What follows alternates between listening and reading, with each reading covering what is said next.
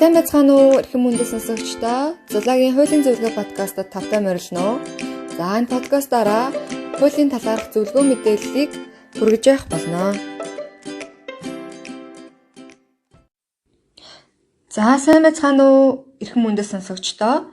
Зулагийн хуулийн зөвлөгөө подкастын 7 дахь дугаар танд хүрч байна. За подкаст анх сонсож байгаа хүмүүстээ зориулаад өөрийгөө танилцуулъя. Намайг Ганх Хуйгийн Ариун Зул гэдэг хууль чимгөөлөгч мэргэжилтэй. За ажлын туршлагын хувьд гэх юм бол иргэний хэргийн анхан шатны шүүхэд шүүгчийн туслахаар 6 жил, Жигүүр Грант группийн хуулийн зөвлөхөөр 1 жил, за өмгөөлөгчөөр 1 жил гарын хугацаанд ажилласан байна. За өнөөдрийн подкастын сэдэв зээлийн гэрээ. За зээлийн гэрээний хуулийн зохицуулалтыг иргэний хуулийн 281-р зүйлд бол зааж өгсөн байдаг. За хуулийн заалтыг нь уншиж өгье. За зээлийн гэрээ гэдэг ерөөдөө тодорхойлолтно гэсэн утгатай. За тэгэхээр зээлийн гэрээгээр зээлдүүлэгч нь зээлдэгчийн өмчлөлд мөнгө буюу төрлийн шинжээр тодорхойлогдох бусад эд хөрөнгө шилжүүлэх, зээлдэгч нь шилжүүлэн авсан эд хөрөнгөтэй ижил, төрөл, тоо, чанар хэмжээний эд хөрөнгө буюу мөнгийг тохирсон хугацаанд буцаан өгөх үүргийг л тус хүлээдэг байх нэ. За нэг зүйлийг тодруулаад хэлчихье. Тэгэхээр өнөөдөр зээлийн гэрээний талаар ярихдаа бол иргэд хоорондын зээлийн гэрээний зохицуулалтын талаар одоо жишээн дээр тайлбарлаж хэлэх байгаа. Ерөнхийдөө энэ иргэний хуулийн 281-р зүйл заасан зээлийн гэрээ бол ерөнхийдөө банк бус, хувь хүн гэд одоо нийтэд нь хамарсан зохицуулалтууд байгаа боловч би өнөөдөр ярихдаа болохоор юун дээр фокуслж ярих вэ гэхээр иргэд хооронд зээлийн гэрээ байгуулахдаа юун дээр анхаарах вэ гэдэг дээр нь ерөнхийдөө тайлбарлаж хэлэх юм байгаа шүү. Жишээ татсан ч гэсэн ерөнхийдөө иргэн тэрний хооронд байгуулсан зээлийн гэрээний хооронд харилцааг тайлбарлаж хэлхийг анхаараарай. За тэгэхээр зээлийн гэрээний иргэний хуулийн зохицуулалтаас гэрээ байгуулахдаа анхаарах чухал заалтуудыг үлэхлээд тайлбарлаж өгье. За зээлийн гэрээний чухал нэг хэсэг нь бол мэдээж хэрэг зээлийн хүү байгаа. За зээлийн гэрээний хүүг иргэний хуулийн 282 дугаар зүйлд бол заасан байдаг. За 282-ийн 1-д бол юу заасан гэхээр зээлийн гэрээгээр талууд хилцэн тохиролцож хүү тогтоож болно гэж заасан байгаа. Тэгэхээр зээлийн гэрээний хүү тэд байх ёстой гэсэн ерөөдөө тийм тогтсон тоовол байхгүй. Харин талууд хилцэн тохиролцоод зээлийн хүүгээ л хоорондоо тогтоож болдог байна. За иргэний хуулийн 282-ийн 2-т за хүүгийн хэмжээ нь зээлдэгчийн эрх хууль ёсны ашиг сонирхолд илт хохиролтойгоор тогтоогдсон бол түүний хүсэлтээр шүүх зээлийн хүүг багасгаж болно гэсэн заалт байгаа. За жишээ нь та хүнээс хүүтэй зээл авсан гэж байлаа гэж бодъё. Таны авсан зээлийн хүү хит өндөр танд илт хохиролтой гэж үзэх юм бол одоо та хүсэлт гаргаад шүүх зээлийн хүүг бол багасгаж болох нэ.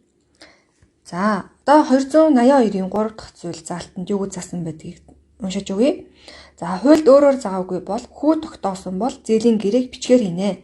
За энэ шаардлагыг хангаагүй бол хүү авах эрхээ алдна гэсэн байна. За та хүнд мөнгө зээлүүлэхдээ зээлийн гэрээ байгуулаагүй одоо мөнгөө зээлүүлсэн тохиолдолд одоо зээлийн одоо хүү авах эрхгүй байх нь. Тэгэхээр хүнд хүүтэй мөнгө зээлүүлж байгаа бол та зээлийн гэрээг бол заавал бичгээр хийх шаардлагатай байна. За нөгөө талаас нь нөгөө талын одоо зээлдэгчээс авч үзэх юм бол та хүнээс хүүтэй мөнгө зээлжээ. Гэтэ та хоёрын хооронд зээлийн гэрээ бичгээр хийгдээгүй бол та тухайн хүнд хүү төлөхгүй байх боломжтой байх нэ. За дараагийн заалт иргэний хуулийн 283-ийн 2. За зээлийн гэрээгээр хүү тогтоогоогүй бол зээлдэгч хугацаанаас нь өмнө зээлийг буцаан өгч болно гэсэн заалт байгаа. За энгийгээр тайлбарлах юм бол та хүнээс хүүгүй мөнгө зээлсэн тохиолдолд зээлийн гэрээний хугацаа дуусахаас өмнө зээлсэн мөнгөө буцаан өгч болох нь байна. За харин зээлийн гэрээгээр хүү тогтоосон бол талууд буюу мөнгө зээлсэн, зээлүүлсэн хүмүүс урьдчилан тохиролцсон буюу зээлдүүлэгч зөвшөөрсөн тохиолдолд зээлийн хүүгийн хамт хугацаанаас өмнө буцаа өгчлөх нь. За энэ болохоор иргэний хуулийн 283-ийн 3-т бол заасан байх нь. За дараагийн заалт иргэний хуулийн 284-ийн 1. За зээлдэгчийн эд хөрөнгийн байдалд ороотож зээлийг буцаан төлөх чадваргүй болох нөхцөл байдал бий болсон бол зээлдүүлэгч зээлийг нэн даруй буцаан шаардах эрхтэй болох нь. За таны мөнгө зээлүүлсэн хүн зээлээ төлөх чадваргүй болох нөхцөл байдал бий болсон бол та зээлийн нэн даруй буцаан шаардах эрхтэй байх нэ. За одоо барьцаалан зээлдэх газрын зээлийн талаар ярив. Тэгэхээр Монголд бол энэ асуудал нэлээд түгээмэл байгаа тий. За барьцаалан зээлдэх газар нь зээлийн гэрээний үүргийг хангуулахаар зээлдэгчээс хөдлөх хэд хөрөнгийг барьцаанд бариулахыг шаардах хэрэгтэй. За барьцаалан зээлдэх газраас олох зээлийн хүүгүүл бас талууд тохиролцож тогтоодог байх нь. Тэд гэсэн эрхий тоовол байхгүй байх нь. За 286-гийн 3-т бол за барьцаалан зээлдэх газрын журмаар зээл олох энэ зохицуулалт байгаа. Тэгэхээр зээлдэгч зээлсэн мөнгөө болон түүний хүүг хугацаанд нь буцаан төлөөгүй тохиолдолд барьцаалан зээлдэх газар барьцаалагдсан хөрөнгийг худалдан борлуулах замаар үүргийг хангуулах тухай зээлдэгчд нэн даруй бичгээр мэдэгдэнэ. За ингээд мэдэгдснээс хойш 10 хоног дотор зээлдэгч үүргээ гүйцэтгэгээгүй бол барьцааны зүйлийг комиссийн буюу дуудлага худалдаагаар худалдаж борлуулсан үнийн дүнгээс үүргийг хангуулж үлдсэн мөнгийг бол буцаа олох нь байна. За ингээд товчхон тайлбарлаж өгөх юм бол за та ямар нэг эд зүйлээ барьцаанд тавиад зээл авсан байлаа гэж бодъё. За зээлээ хугацаанд нь одоо төлж амжаагүй бол таны одоо барьцаанд тавьсан эд хөрөнгийг худалдан борлууллаа шүү гэдэг одоо бичгийг үл танд бичгээр мэдэгдэх нь байна. Барьцаалан зээлдүүлэх газар.